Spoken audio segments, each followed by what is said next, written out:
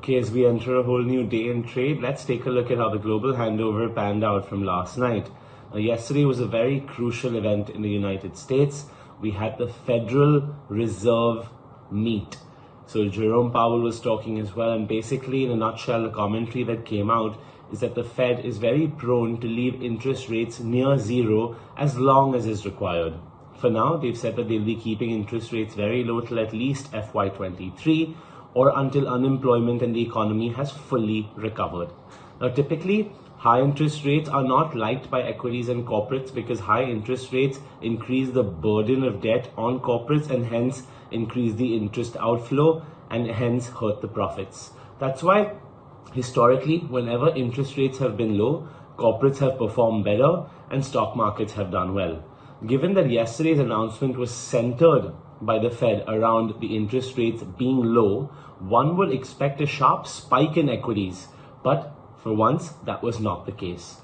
Yesterday, the Dow, S&P, Nasdaq all closed lower. The Nasdaq was the biggest loser as the FANG stocks, Facebook, Apple, Amazon, Alphabet, Google, all struggled.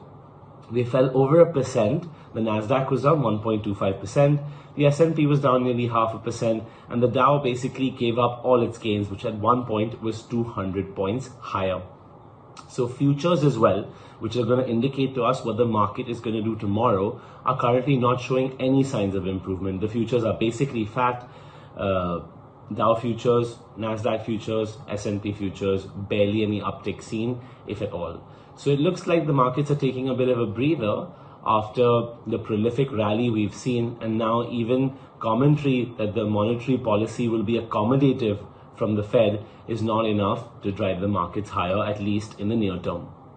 Now, looking at how Asia is performing this morning, the Nikkei has already slipped 0.15% in early trade. The Topix has also slipped around 0.1%. So it's just about hovering near the flat line.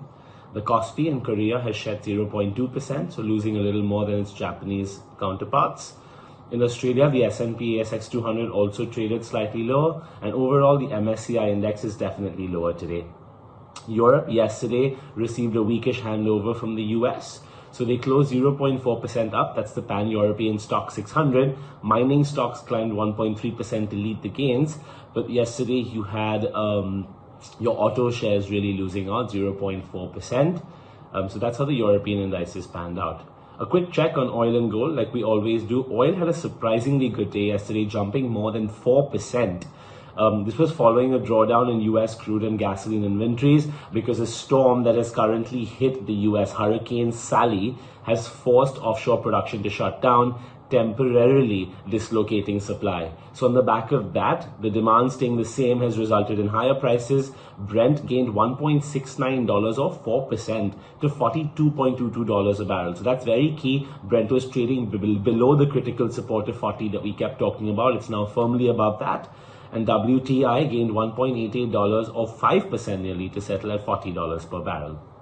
Quickly, gold prices were flat. Despite the Fed commentary, spot gold was barely up 0.1% at $1,958 per ounce. Gold futures were also up barely anything, 0.1% to $1,968 per ounce.